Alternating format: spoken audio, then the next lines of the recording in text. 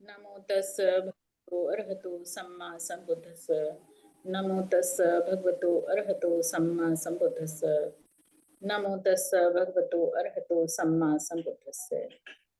आज की इस धर्म सभा में मैं अपने भिक्षुजनों को, उपस्थित भिक्षुजनों का हार्दिक अभिनंदन करती हूँ। सभी को मेरा वंदनामी। और सभा में उपस्थित हमारे प्रेसिडेंट सर और हमारे जितने भी धर्म बंधु यहाँ पर ऐड हैं, मैं सभी लोगों का हार्दिक अभिनंदन करती हूँ। मेरा टॉपिक पिछला ही है, टॉपिक पासादिक सूत्र, जो कि मैंने दीर्घ निकाय से इसको लिया हुआ है। इसके ऊपर इस टॉपिक में भगवान ने, जैसा कि भिक्षु भिक्षु और गुरु कैसा होना चाहिए, उसके बारे में भगवान की ये चर्चा है, जिसपे उन्होंने पिछली बार के अपने टॉपिक में मैंने इसको काफी कुछ कवर किया था। इसका जो शेष भाग है वो मैं यहाँ पर आपके सामने आज उसको उपस्थित कर रही हूँ, जिसमें भगवान जो भिक्षु चुंद होता है उससे और जब भिक्षु चुंद जो होते हैं, जब वो जो तीर्थंकर मुनि के जो श्रावक होते हैं, उनके बीच में जो विवाद चल रहा होता है, उस विवाद को सुन करके वो जब भंते आनंद के पास जाते हैं, तो भंते आनंद कहते हैं कि इस समस्या को भगवान ही सुलझा सकते हैं। तो वे लोग भगवान के पास जाते हैं, फिर भगवान उनको समझाते हुए कहते हैं, बताते हैं। उसी कड़ी में भगवान चंद्र से कहते हैं कि जिस धर्म को मैंने बोध करके तुम्हें उपदेशित किया है, उसे सभी लोग मिलजुल कर ठीक प्रकार से समझें, बूझें, उस पर विवाद ना करें। अगर किसी तरीके की कोई समस्या है या किसी को किसी तरीके का कोई मतलब वो उसको अंडरस्टैंडिंग नहीं हो पा रही है, मिसअंडरस्टैंडिंग है किसी तरीके की, उसको आपस में चर्चा करके उसको सुलझाने का प्रयास करें। और फिर भी नहीं होता है तो फिर उसको अपने बड़े भिक्षु से या फिर मुझसे आकर के उसको अपनी समस्या का समाधान पा सकते हैं। तो लेकिन किसी भी तरीके का आपस में विवाद ना करें, क्योंकि इससे क्या होता है कि आपस के विवाद से भिक्षु की तो हानि होती ही है, धर्म की हानि होती है। तो भगवान ने कहा कि ये वो धर्म है जिसको कि हाँ, ये अच्छा तभी होगा जब ये आपकी समझ में पूरी तरीके से आएगा, और समझ में जब समझ में आएगा तभी उसके ऊपर उसको इम्प्लीमेंट कर सकेंगे। अन्यथा की स्थिति में तो फिर ये सिर्फ सुना कहा और सुना ही रह जाएगा। तो उससे ना तो जन कल्याण हो सकेगा, ना किसी भिक्षु का कल्याण होगा, ना किसी उपासक का कल्याण होगा। तो इसलिए भगवान ने कहा कि मेरा धर्म तभी अच्छा हो पाएगा जब इसको अच्छे से समझ करके उसको आप उसको इम्प्लीमेंट कर सकेंगे। ये चिरस्थायी होगा, जो कि लोगों के हित, सुख, कल्याण और संसार पर अनुकंपा करने के लिए, देव मनुष्यों के अर्थ, हित और सुख के लिए होगा। और ये सुख के लिए तभी हो पाएगा जब इसको भिक्षु और उपासक पूरी तरीके से उसको गहराई से समझ सकेंगे और उस पर इम्प्लीमेंट कर सकेंगे। तो भगवान कहते हैं कि मैंने जिस धर्म का बोध किया है, वे उसके जो उन्होंने जो 37 बोधि पाक्षिक धर्म कहे जाते हैं, उसके बारे में पिछली उसमें मैंने चर्चा की थी, तो उसको बताते हैं। उसके बाद फिर भगवान कहते हैं कि भिक्षुओं, मैं कोई दूसरी ऐसी बात नहीं देखता हूं जिसके फलस्वरूप उत्पन्न काम चेतना जागृत होती है और वह बार बार उत्पन्न होती चली जाती है, बढ़ती ही जाती है। तो भिक्षुओं, जो ये जो शुभ निमित्त, अर्थात कि जो ऑपोजिट सेक्स का परस्पर एक दूसरे को सुंदर करके देखना, इस तरीके का जो मन में बेढंगा विचार उत्पन्न होता है, और उस विचार की वजह से ये जो काम चेतना है वो उत्पन्न ही होती चली जाती है और बढ़ती ही चली जाती है। तो इसके लिए क्या करना है? फिर भगवान ऐसा जो भी बात बताते हैं उसका निराकरण बताते हैं। उस निराकरण के लिए भगवान कहते हैं कि इस प्रकार के जो विरोधी भाव का ये जो बेढंगा विचार मन में उत्पन्न हो जाता है, तो इस प्रकार के बेढंगे विचार को मन में उत्पन्न जैसे ही होता है, उसको वहीं पर रोक दो। उसको वहीं पर कब रोकोगे? जब ध्यान करोगे और अपने चित्त में इस बात का ख्याल करोगे कि ये जो विचार मेरे मन में उत्पन्न हुआ है, ये किस तरीके से मेरे लिए कुशल है, समाज के लिए कुशल है, या धर्म के लिए कुशल है। तो जब कुशलता का विचार मनन करोगे और उससे उसके पश्चात अकुशलता, उस अकुशलता से उत्पन्न जो हानि होगी उसको विचार करके करोगे, तब फिर ये ख्याल आएगा कि ये जो मेरे मन में ये विचार उत्पन्न हुआ है, इसको मुझे आगे ले जाना है या इसको यहीं रोक देना है। अगर कुशलता का विचार कुशल होगा विचार, तो फिर उसको आप आगे ले जाओगे, और अगर अकुशलता आपको दिखाई देगी तो फिर आप ऐसे विचार को वहीं पर ड्रॉप कर दोगे। तो भगवान कहते हैं कि इस प्रकार के जो विचार, अकुशल विचार, जो ना तो आपके हित के हैं, ना समाज के हित के हैं, ना धर्म के हित के हैं, तो ऐसे विचारों को वहीं पर उनको दफन कर दो, उनको मन में उत्पन्न ही ना होने दो दोबारा से। तो जब आप अकुशलता की को देख लोगे, उसका चिंतन कर लोगे, तो फिर ये दोबारा से आपके माइंड में उत्पन्न नहीं हो पाएंगे। फिर भगवान कहते हैं कि इसी प्रकार से जो विरोधी भाव का बेढंगा विचार मन में उत्पन्न होता है, जिससे क्या होता है कि क्रोध उत्पन्न हो जाता है, और फिर ये क्रोध बार बार उत्पन्न होता जाता है और बढ़ता ही चला जाता है। तो ये जो विरोधी भाव की वजह से ये जो क्रोध उत्पन्न होता है, ये क्रोध उत्पन्न ना होने पाए, इसके ऐसे विचार को मनन करके, चिंतन करके, कि ये दोबारा से उत्पन्न ना होने पाए, इसको वहीं पर ड्रॉप कर दो। फिर इसी प्रकार से भगवान कहते हैं कि जो ये जो तंद्राग्रस्त, ये जो चित्त है, तो ये चित्त ही अनुत्पन्न आलस्य को उत्पन्न कर देता है। अशांत चित्त में ही जो ये उद्दतपन है और अनुताप होते हैं, ये उत्पन्न होते ही चले जाते हैं, होते रहते हैं और बार बार होते जाते हैं। तो ऐसे विचार उत्पन्न ना होने पाए, इसके लिए इससे उसके लिए भगवान कहते हैं कि ये जो चित्त में ये जो बार बार इस तरीके के विचार उत्पन्न होते हैं, इसके लिए वह प्रयत्नशील बना रहता है, आरंभिक प्रयत्न करता है, अधिक से अधिक प्रयत्न करता है, जिससे कि ऐसे बेढंगे विचार उसके मन में उत्पन्न ना होने पाए। कोशिश करता रहता है और सर्वाधिक कोशिश करता रहता है, जिससे कि अनुत्पन्न जो उसके अंदर आलस्य जो उत्पन्न हो गया है, वह उत्पन्न आलस्य का नाश हो सके, प्रहीण हो सके, वह समाप्त हो सके, और फिर दोबारा से उत्पन्न न होने पाए। तो इसके बारे में भगवान भिक्षुओं को संदेश देते हुए कहते हैं, भिक्षुओं को जागृत करते हुए कहते हैं कि भिक्षुओं, इस प्रकार के यदि बेढंगे विचार, जिनमें काम चेतना, आलस्य और ये जो क्रोध रूपी विचार है, इनको अगर उत्पन्न होता भी है तो उसको वहीं पर ध्यान करके उसको वहीं पर ड्रॉप कर दो, तभी ये हम जो भिक्षु है, उपासक है, उसके हित के लिए होगा। फिर चित्त को शांत करने के यत्न, और फिर उसको अनुताप जो मन में एक तरीके का उत्पन्न हो गया है, उसको प्रहीण करने के लिए कहते हैं, और फिर वह प्रहीण जब हो जाएगा तो फिर दोबारा से वो उत्पन्न नहीं होने पाएगा। फिर भगवान कहते हैं कि ढंग से सोच समझ करके विचार करने से ये जो संशय है हमारे मन में, जो इस प्रकार के चाहे वो धर्म के प्रति संशय हो, चाहे भिक्षु के प्रति संशय हो, चाहे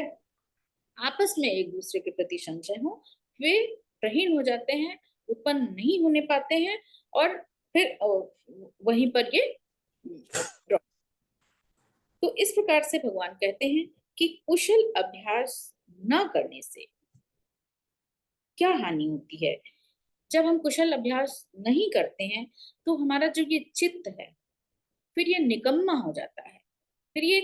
कामचोरी की तरफ अग्रसर होने लग जाता है। इसके मन में उसके प्रति एक तरीके से ये जो अकर्मण्यता का जो काले बादल से हैं, वे चित्त पे हावी होने लग जाते हैं, और जो इस जिसका जो सर्वाधिक असर होता है, वो सिर्फ मनुष्य मात्र के शरीर पर ही नहीं होता है, बल्कि इससे उसका मन जो होता है, वह पूरी तरीके से मतलब कि काम के प्रति वो काम से विरत हो जाता है, जिससे कि अनर्थकारी और बेकार हो जाता है। वहीं पर जब इस चित्त को कुशल अभ्यास की तरफ लगाए रखते हैं, तो फिर यही चित्त जो होता है, यही महान कल्याणकारी और सुखदायी हो जाता है, जो केवल मनुष्य मात्र के ही लिए नहीं, उसके सेल्फ के लिए ही नहीं, बल्कि ये पूरे समाज के लिए और जग के लिए कल्याणकारी हो जाता है। तो उसी चित्त वही है हमारे मन में, हमारे भीतर का चित्त एक ही है, लेकिन उसको अगर हम किस बात इस पर निर्भर करती है कि हम उसको किस डायरेक्शन में यूज कर रहे हैं, किस तरफ हम उसको लगा रहे हैं। अगर कुशलता की ओर लगा रहे हैं तो यही कल्याणकारी हो जाता है, सुखकारी हो जाता है। और अगर गलत विचारों से ये लेस रहता है, गलत विचारों ही हमारे मन में पनपते रहते हैं, वहीं पर जागृत होते हैं, पनपते रहते हैं, बढ़ते चले जाते हैं, तो यही चित्त फिर बेकार और अनर्थकारी हो जाता है। और वो अनर्थकारी सिर्फ हमारे ही लिए नहीं, बल्कि पूरे समाज के लिए अनर्थकारी हो जाता है। फिर आहुनेयन वर्ग में भगवान कहते हैं,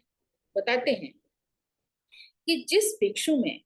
ये 6 बातें होती हैं, वह भिक्षु सत्कार करने के, आदित्य करने के लिए, दान, हाथ जोड़कर नमस्कार करने के योग्य होता है। तो ये कौन सी 6 बातें हैं, भगवान बताते हैं कि ये केवल भिक्षु के ही लिए नहीं है, बल्कि ये सभी के लिए है। चाहे वो भिक्षु हो, उपासक हो, आम जन हो, कोई भी हो, वो किसी भी धर्म को फॉलो करता हो, इस भगवान के जो जितना भी भगवान ने अब तक की प्रीचिंग की है उन्होंने, उस पर कहीं भी बौद्ध धर्म का ठप्पा नहीं लगा हुआ है, बल्कि ये एक सामाजिक बातें हैं, आम जन की बातें हैं, जो चाहे किसी भी धर्म का व्यक्ति हो, किसी भी धर्म से हो, जाति से हो, कहीं किसी भी देश में रहता हो, मतलब सर्वजन की बात उन्होंने कही है, सर्वजन सुखाय की बात कही है, जो सभी के लिए कल्याणकारी है। तो यहाँ पर भगवान कहते हैं कि ये केवल भिक्षुओं के लिए नहीं है, बल्कि सभी के लिए है। जो भी इस डायरेक्शन को फॉलो करेगा, तो वह सत्कार करने के योग्य होगा, नमस्कार करने के योग्य होगा, लोग उसका हाथ जोड़कर अभिनंदन करेंगे, उसका सत्कार करेंगे। तो वे बातें कौन सी हैं? तो भगवान बताते हैं कि जब आंख से किसी रूप को देखते हैं, फिर यहाँ पर रूप जरूरी नहीं है कि सिर्फ मानव रूप को ही देख रहे हैं या किसी जीवित रूप को ही देख रहे हैं, बल्कि रूप किसी भी फॉर्म में हो सकता है। वह लिविंग फॉर्म में भी हो सकता है, नॉन लिविंग फॉर्म में भी हो सकता है। रूप क्या है? रूप वह है जो स्थान घेरता है। तो स्थान में घेरता है, तो वो लिविंग फॉर्म में भी हो सकता है, नॉन लिविंग फॉर्म में भी हो सकता है। तो ये जो आंखें हैं, ये जो चक्षु हैं हमारे, ये जब किसी चीज को देख रही हूँ, जब किसी रूप को देखती हैं, तो उसके प्रति आकृष्ट होने वाला है तो आकृष्ट होती हैं। और अगर उसके प्रति वो उस चित्त को मतलब लुभावना नहीं लगा या उसको पसंद नहीं आया, तो फिर वही रूप के प्रति जो भाव है, दिखाई तो वही चीज, पिक्चर वही बन रही है उसी चीज को, लेकिन उसको देखने के पश्चात जो मन में भाव उत्पन्न हो रहा है, वह भाव यह प्रदर्शित करेगा, यह आगे जो कर्म जनरेट होगा उस भाव से लेकर के होगा। अगर वह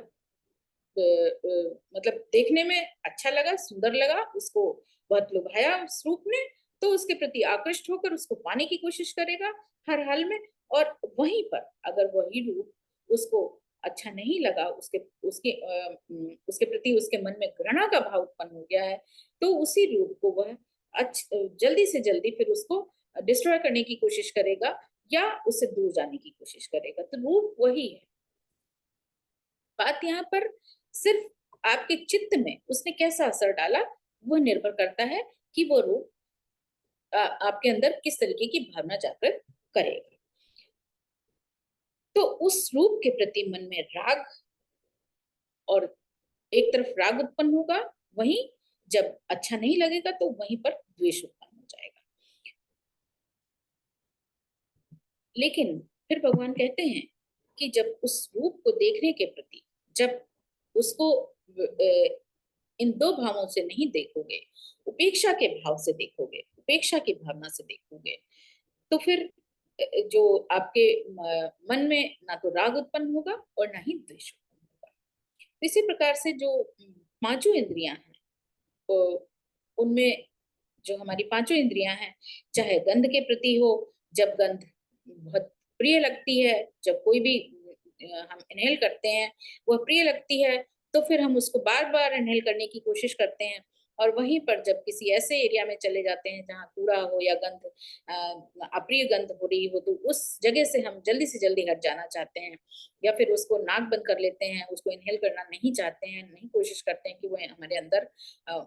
किसी भी तरीके से वह जो स्मेल है वो जाने पाए। तो लेकिन वहीं पर जब हम उस भगवान कहते हैं कि जब उसको उपेक्षा भाव की तरह से वह उस गंध को लोगे, तो वो ना तो राग उत्पन्न करेगी ना द्वेष उत्पन्न करेगी आपके मन में। तो फिर मन जो है वो आपके कंट्रोल में हो जाएगा। इसी प्रकार से रस के प्रति भगवान कहते हैं, तो रस के प्रति जब जिह्वा में सब जब कोई स्वाद हम लेते हैं, तो उस स्वाद जब बहुत अच्छा लगता है, तो उस स्वाद को बार बार खाने की इच्छा करती है, लेने की इच्छा करती है। लेकिन कोई चीज का जब टेस्ट आपको नहीं पसंद आ रहा हो, तो ये भी यहाँ पर निर्भर करता है। आप देखिए, पर्सन टू पर्सन भी डिपेंड करता है कि वही स्वाद जो है एक आदमी को अच्छा लगेगा, लेकिन अगले आदमी को नहीं अच्छा लग रहा है। तो स्वाद वही है, तो वो स्वाद अगले आपके मन में उसने प्रिय भाव राग उत्पन्न कर दिया, लेकिन अगले को नहीं अच्छा लग रहा है, तो वही द्वेष उत्पन्न कर दिया है। तो ये जो इंद्रियों के प्रति भगवान कहते हैं कि जब हम इंद्रियों के वश में होते हैं, तो राग और द्वेष के वश में हो जाते हैं। वहीं पर जब इंद्रियों के प्रति हम उपेक्षा भाव में रहते हैं, तो ना तो मन में द्वेष उत्पन्न होता है, ना राग उत्पन्न होता है, ना द्वेष उत्पन्न होता है। और तब ऐसी स्थिति में फिर जो हमारा मन होता है वो हमारे अपने कंट्रोल में रहता है। तो इसके लिए भगवान कहते हैं कि ध्यान साधना का हर वक्त फिर जो माइंडफुल रहने की जरूरत हमको इन अपनी इंद्रियों के प्रति, अगर एवरी टाइम हम माइंडफुल हैं, तो फिर जो माइंड है आपका, चित्त है, वो आपके वश में रहेगा। तो ऐसा भिक्षु, चाहे फिर वो भिक्षु हो या उपासक हो, वह जो है औन्नयन करने के उसको पाहुनयन करने के लिए, दान करने के लिए, सत्कार करने के योग्य होता है, क्योंकि वो उपेक्षा भाव में है। और फिर जब हम उपेक्षा भाव में रहने लग जाते हैं, तो फिर मन में ये विचार आते ही नहीं है, ना राग उत्पन्न होगा, ना द्वेष उत्पन्न होगा। तो ऐसी स्थिति में क्या होता है कि जब आप उपेक्षा भाव में हो गए हैं, तो सामने वाले के प्रति भी आपके मन में किसी भी तरीके का ना तो कोई बुरा ख्याल आएगा। तो ऐसी स्थिति में क्या होता है कि इंसान का जो एक ऑरा डेवलप हो जाता है, और वो जो उसका ऑरा होता है, ये दूसरे को अट्रैक्ट करने की कोशिश करता है। फिर इसीलिए ये बात भी कई बार भगवान को कहीं भी हो, कहीं भी किसी भी गांव में भगवान आते थे, तो दूर दूर तक, तो कई कई योजन दूर तक के लोगों को जब पता चलता था, तो लोग उनके प्रति आकृष्ट होकर हो जाते थे, उनको सुनने के लिए कई कई मील पैदल चल करके जाते थे कि इस भगवान आज यहाँ पर विहार कर रहे हैं, तो हम चाहे हमें दो शब्द ही सुनने को मिले, लेकिन हम उनके उनके शब्द हमारे कानों में चले जाएं। तो इस तरीके का जो भगवान का ऑरा था, ये जो लोगों को उनके प्रति अट्रैक्ट करता था। तो जो भी उपेक्षा भाव में रहता है, उसका फिर उसके चारों तरफ भी इसी तरीके का ऑरा डेवलप हो जाता है। वो लोगों को अपने प्रति आकृष्ट करने लग जाता है, और ये आकृष्ट किसी रूप का नहीं होता है, बल्कि उसके जो मन के विचार हैं, और उन विचारों के आधार पर जो उसका एटीट्यूड हो जाता है, उसका फिर जो एक्शन हो जाता है, वही एक्शन लोगों को अट्रैक्ट करता है। अपने यत्न से प्रयत्नशील होकर के भगवान कहते हैं कि प्रयत्नशील हो, आश्रमों का क्षय करके, आश्रव चित्त विमोक्ष, प्रज्ञा विमोक्ष को इसी जन्म में यही जान करके, यही साक्षात कर विहार करो। फिर भगवान कहते हैं कि जो भी भिक्षु हो या उपासक हो, जब वो जो भिक्षु और उपासक है, जब श्रेष्ठ दर्शन उसका इस तरीके से जब कोई भिक्षु हो जाता है, उपेक्षा भाव में हो जाता है, तो फिर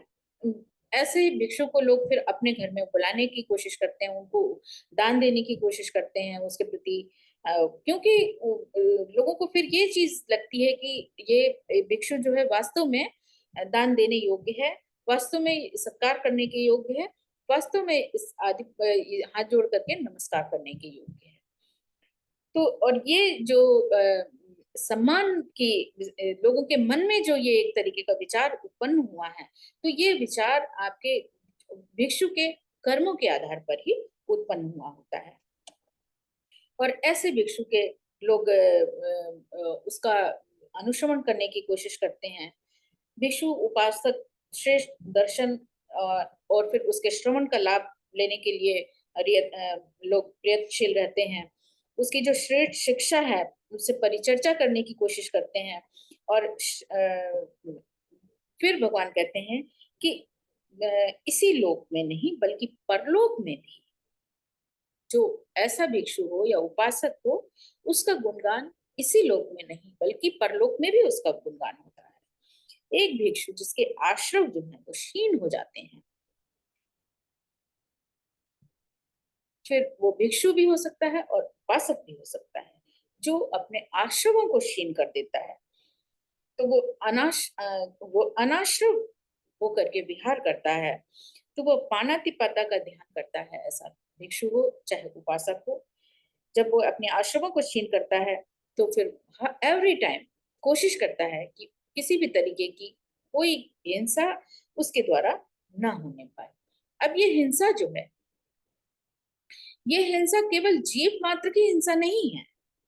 बल्कि हिंसा किसी भी रूप में हो सकती है। फिर ये जब अभिधम्म में जाते हैं इसको, तो ये बहुत डिटेल में हो जाता है, बहुत बहुत माइन्यूटली इसको भगवान ने इसकी इतनी गंभीर चर्चा फिर वहां पर हो जाती है कि पानातिपाता किस सेंस में, not only in living beings के फॉर्म में नहीं पानातिपाता होता है, बल्कि विचारों को भी किल करने लग जाते हैं। आपके चारों तरफ जो एक संस्कार, जो आपने कुशल संस्कार डेवलप किए हैं, उनकी भी हत्या ना होने पाए, ये भी पानातिपाता में आता है। जो कुशल विचार आपके मन में उत्पन्न हुए हैं, उनकी हत्या ना होने पाए, ये भी पानातिपाता में आता है। तो इसको अब बहुत बहुत डिटेल में हो जाएगा, फिर इसको इसके ऊपर फिर सर की भी बहुत अच्छी चर्चा हुई है। जब अभिधम में इसको फिर हम पढ़ने लगते हैं तो बहुत डिटेल में इसका फिर वहां पर दिया गया है। तो जब अनाश्रय होकर के कोई भिक्षु हो चाहे उपासक हो, जब वह विहार करने लग जाता है, तो वह एवरी टाइम इस बात का ख्याल रखता है कि किसी भी तरीके से किसी भी रूप में उसके द्वारा पानातिपाता न होने पाए। फिर यहीं पर भगवान ने कहा है कि जब ये भिक्षु लोग जो ये हमारा इस समय पे ये उनका जो बारिश के सीजन में जो भिक्षु लोग उसके लिए बाहर नहीं निकलते हैं, जिससे उनके बारिश में किसी भी तरीके के जीव की उनके पैरों के नीचे आकर के हत्या ना होने पाए, प्लस कोई सांप बिच्छू उनको ना वो करने पाए, डसने ना पाए। तो यहीं पर भगवान कहते हैं कि पानातिपाता जब जब हम विचार करते हैं तो हमारे द्वारा जानबूझ करके किसी जीव को जानबूझ करके डेलिबरेटली ना मारा गया, तो वो इस जब वो अपने अनाश्रय होकर के विहार कर रहा होता है, तो ये उसके मन में भाव उत्पन्न हो जाता है कि उसके द्वारा किसी भी तरह जानबूझ करके किसी भी रूप में पानातिपाता ना होने पाए। फिर वो इसके लिए अक्षम सा हो जाता है। वो पहले तो प्रयत्न ही नहीं करेगा, और फिर अगर कहीं से भी उसको ऐसा खतरा भी महसूस होगा तो वो उसके लिए अक्षम सा अपने आप को महसूस करने लग जाएगा, और उसके मन में एक हीन भावना सी भी आ जाएगी कि ये जीव मुझे हानि कर सकता है, लेकिन उस जीव का क्या स्वभाव है, वो उसकी तरफ भी जाएगा, और मेरा क्या स्वभाव है, मेरा क्या कर्तव्य बनता है, फिर वो उसकी तरफ जाएगा। तो यहाँ पर वो हर समय इस बात का ध्यान रखने लगेगा कि पानातिपाता उसके द्वारा ना होने पाए। फिर वहीं पर दूसरा है आदिन्न दान। इसका विचार तो हमें हर समय रखना चाहिए, क्योंकि हम चाहे फिर किसी भी रूप में आदिन्न दाना हो, चाहे वो विचारों के रूप में हो, चाहे हमारे द्वारा चाहे वो किसी भी मतलब किसी की चीज लेने के लिए हो, या फिर किसी की बिना पूछे भगवान ने कहा है कि बिना दिए हुए कोई भी चीज जब आप ले लेते हैं तो फिर वहीं पर वो आदिन्य दान हो जाता है। तो अगर हम कहीं किसी सभा में भी जाते हैं तो पहले तो निमंत्रण हो, सभा कैसी है इसका ज्ञान आपको हो। दूसरी तरफ सभा में आप इनवाइटेड हैं इसका, तो ये चीजें क्यों कही गई हैं, जिससे कि अब यहाँ पर भी यही चीज है कि ऐसी जगह जहां आप निमंत्रित नहीं है, मीन्स आप ऐसी सभा में जा रहे हैं, वहां पर सुन रहे हैं, तो फिर फिर वहां कुशल भी हो सकती हैं बातें, अकुशल भी हो सकती हैं। तो जो कुछ भी आप ग्रहण करेंगे, आपके द्वारा जो कुछ भी सुना जाएगा, जो कुछ भी आप चर्चा करेंगे, तो जब फिर ये बहुत डीप में हो जाएगा कि जो कुछ हो सकता है इसको मैं अपनी तरफ से महसूस कर रही हूँ, किसी को ये दूसरे फॉर्म में भी वो उसको महसूस कर सकता है, क्योंकि पर्सन टू पर्सन हर किसी का माइंड हर बात को तरह तरह से सोचता और विचारता है। तो मैं तो ये समझती हूँ कि अगर किसी भी ऐसी चीज को जो कि जिससे, हाँ, जो सुनने के लिए हम इनवाइटेड नहीं है, अगर हम उसको सुन रहे हैं तो कुशल चीजें हैं, हम सुन रहे हैं तो हमारा लाभ होगा, अकुशल अकुशल चीजें हैं और हम सुन रहे हैं तो हमारी हानि होगी। इन चीजों को लेकर के भी अगर हम वहां जाते हैं तो आदिन्य दाना की श्रेणी में भी आ सकता है। फिर वहीं पर कामेशु मिच्छाचारा को लेकर के भगवान कहते हैं कि चाहे एक भिक्षु हो, भिक्षु को तो ये सब विरत ही रहना है, उसका तो 227 सीलों में ये है ही है। लेकिन एक उपासक के लिए भी भगवान कहते हैं कि उसको कामेशु मिच्छाचारा के लिए भी हर पल, एवरी टाइम, 24 आवर्स उसको इस बात का ध्यान रखना चाहिए कि केवल और केवल वहां पर कर्म ही जनरेट ना होने पाए, बल्कि ऐसा ख्याल भी मन में ना पाए, क्योंकि कर्म की पहली जो श्रेणी है वो विचार ही है। पहले विचार ही जनरेट होगा, उसके पश्चात कर्म जनरेट होगा। तो अगर हमारे मन में इस तरीके का विचार कहीं आ भी गया है और उस जगह हमने उसको कहीं दबा के रख दिया है, लेकिन वो विचार हमारे मन में उत्पन्न हुआ है, पहले तो उत्पन्न ही ना होने पाए, और अगर उत्पन्न भी हो गया है और हमने उसे दबा दिया है तो फिर वो कहीं ना कहीं मन में पड़ा रहेगा, और वो फोर्सली, ये विचार इतना फोर्सफुल होता है कि ये आपको एवरी टाइम आपको मतलब कि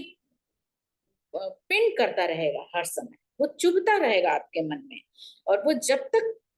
कर्म बन के जनरेट ना हो जाए तब तक वो आपके माइंड से बुझ जाएगा, और वो एक बार के लिए चला जाएगा, लेकिन फिर इस तरीके के जो राग हैं, ये जो उत्पन्न हुआ है मन में, ये एक बार से संतुष्ट नहीं होगा, फिर उसको आप रिपीटली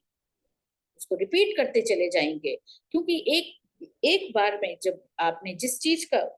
जो भगवान ने यहीं पर कहा है कि जिस रस का आपने स्वाद ले लिया है, उस उससे भी बेहतर रस पाने के लिए फिर इंसान उससे भी घृणित से घृणित काम करने के लिए भी उसको, जो दिल है उसका, जो मन है उसका, वो उसकी तरफ करने से फिर उसको डर नहीं लगेगा, भय नहीं लगेगा, वो उसके माइंड पे ऐसा क्लाउडिंग हो जाएगी कि फिर उसको दिखाई ही नहीं देगा कि मैं क्या कर रहा हूँ, सही कर रहा हूँ कि गलत कर रहा हूँ, उसको समझ में ही नहीं आएगा। तो इसके लिए भगवान कहते हैं कि एक उपासक को एवरी टाइम 24 आवर्स इस बात का ध्यान रखना चाहिए कि उसके मन में किसी तरीके का ये जो कामेसु मिच्छाचारा का विचार है, कहीं भी एक बाल के बराबर भी उसके माइंड में ये जनरेट ना होने पाए। और ये जनरेट कब नहीं होगा, जब आप माइंडफुली रहेंगे, एवरी टाइम सही और गलत का आप ध्यान करते रहेंगे, हर समय आपके मन में ये बातें हर समय बनी रहेंगी, तभी इस तरीके की बातें आपके कुशल विचार जो है जनरेट नहीं होने पाएंगे। फिर मूसावादा का हमें ध्यान रखना, भगवान ने कहा है कि ध्यान रखना चाहिए। अब मूसावादा पर भी है कि अगर पहले तो हम झूठ ना बोलें, लेकिन अगर कहीं भी किसी भी तरीके से किसी के मतलब कि कहीं पर भी हम किसी चीज को बचा सकते हैं, किसी की जान बचा सकते हैं, या किसी का कुशल उससे हो रहा है, तो फिर भगवान ने यहीं पर इस चीज को ढील भी दी है कि इस सेंस में फिर वो मूसावादा नहीं रह जाता है। फिर सूरा मेरा मज्ज से विरत रहने के लिए भगवान ने कहा है, क्योंकि ये जो सूरा मेरे मध्य है, ये इसे दूर रहने के लिए क्यों कहा है, क्योंकि ये जो जाते ही जीव के मनुष्य के अंदर, ये उसके सबसे पहले उसके जो सोचने समझने की जो क्षमता है, उसको क्षीण कर देती है। इसलिए भगवान ने कहा है कि इससे दूर रहना बहुत जरूरी है, तभी आप माइंडफुली उस पर विचार कर पाओ। तो इस तरीके से भगवान ने ये जो पंचशील है, इसका ध्यान करने के लिए कहा है कि इस तरीके से जब हम इसको हर समय माइंडफुली रहकर रहेंगे, तो फिर सांसारिक भोगों के जो जोड़ने बटोरने से फिर हम दूर हो जाते हैं। तब ये जो राग मोह द्वेष के जो ये काले बादल हैं, इसको फिर हम अपने ध्यान और प्रज्ञा के बल से साफ करके कर देते हैं। तब हमारे मन के जो हैं सभी आश्रम जो है वो क्षीण होकर के क्षीण हो जाते हैं, और तब फिर एक, चाहे वो भिक्षु हो या उपासक हो, फिर वो अरहत को प्राप्त हो। तो एक धर्मारूढ़ भिक्षु की यही सफलता है भगवान की तरफ से। फिर भगवान चुन से कहते हैं कि देवताओं, मार, ब्रह्म सहित सारे लोग, देव, मनुष्य, श्रमण, ब्राह्मण सहित सारी जनता ने जो कुछ भी देखा है, सुना है, पाया है, जाना है, खोजा है, मन से विचारा है, वह सब कुछ, सभी कुछ तथागत को ज्ञात है। इसीलिए तथागत कहे जाते हैं।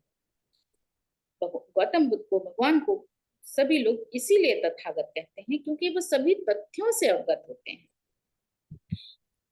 चुंद जिस रात को तथागत अनुपम सम्यक संबोधि को प्राप्त करते हैं, और जिस रात को उपाधि रहित हो परिनिर्वाण को प्राप्त करते हैं, तो इसके बीच का जो पीरियड है, ये मतलब जब से भगवान ने संबोधि प्राप्त की है और जब परिनिर्वाण प्राप्त करते हैं, तो ये बीच का जो पीरियड है, इस बीच के पीरियड में, इन दो समयों के बीच में भगवान जो कहते हैं, जो निर्देश करते हैं, वह सब वैसा ही होता है जैसा कि भगवान ने स्वयं जाना होता है। और जो कुछ भगवान ने, पहला तो भगवान ने सब कुछ जाना ही है, और जिसको भगवान ने जान करके जो आपके कल्याण के लिए नहीं है, उसको भगवान ने नहीं कहा, और जो कल्याणकारी है उसी को भगवान ने बताया है। इसलिए जो तथागत यथावादी, तथाकारी, यथाकारी और तथावादी होते हैं। ऐसी अव्याकृत बातें जो कि ना तो अर्थोपयोगी है, ना धर्मोपयोगी है, ना ब्रह्मचर्य के उपयोगी हैं, ना निर्वेद के लिए है, ना विराग के लिए है, ना निरोध के लिए है, ना शांति के लिए है, ना ज्ञान के लिए है, ना संबोधि के लिए है, ना तो निर्वाण को प्राप्त करने के लिए है। तो ऐसी अव्याकृत बातों को भगवान ने किसी को भी नहीं कहा, जानते हुए भी उन्होंने किसी को नहीं कहा है। तथागत केवल वही बातें बताते हैं जो अर्थ उपयोगी हैं, धर्म की हैं और निर्वाण के लिए आवश्यक है। तो भगवान ऐसी ही बातों को उन्होंने सबके सामने बताया है। फिर उन्होंने कहा है कि पूर्वांत और अपरांत संबंधी दृष्टि, अर्थात कि शाश्वतवाद और अशाश्वतवाद संबंधी जो दृष्टियों को दूर करने के लिए भगवान ने 4 स्मृति प्रस्थानों को उपदेश दिया है। इसके ऊपर भी पहले काफी चर्चा हुई है, जिसमें कि ये जो 4 स्मृति प्रस्थान भगवान ने बताए हैं, उसमें सबसे पहला है कायानुपश्ना, फिर चित्तानुपश्ना, वेदनानुपश्ना, चित्तानुपश्ना और धर्मानुपश्ना। इस पर भी सर की काफी लंबी चर्चा हो चुकी है। तो इस प्रकार से भगवान ने ये जो पूर्वांत और अपरांत दृष्टियों को दूर करने के लिए 4 स्मृति प्रस्थानों का उपदेश करते हैं। उस समय आयुष्मान जो उपवान होते हैं, वो भगवान के पीछे खड़े होकर के भगवान को पंखा चल रहे होते हैं। तो चुंद को उपदेशित इस धर्म को वो सुन रहे होते हैं, तो सुन करके उनको बहुत आश्चर्य होता है, और वे आश्चर्य से कहते हैं कि भंते, बहुत अद्भुत ये धर्मोपदेश पासादिक है, यानी कि बहुत सुंदर है। तो भगवान ने कहा कि तो उपवान, तुम इस धर्मोपदेश को पासादिक ही करके धारण करो। तो इस प्रकार से हम सभी जो बुद्धोपदेशित ये धर्मोपदेश है, उसको पासादिक जान करके उसे धारण करें, जो आदि और अंत में भी बहुजन हिताय है, बहुजन सुखाय है, सभी लोगों के का जिससे कल्याण होगा, जो सबके मंगल मंगल के लिए ही है, मंगल हेतु है। तो इस प्रकार से सभी के मंगल हो, और इसी मंगल कामना के साथ मैं अपनी वाणी को आज यहीं पर विराम देती हूँ, और इससे साधु कल साधु साधु। कल्याण हो। सभी लोगों ने ध्यान से सुना, इसके लिए सभी लोगों का बहुत बहुत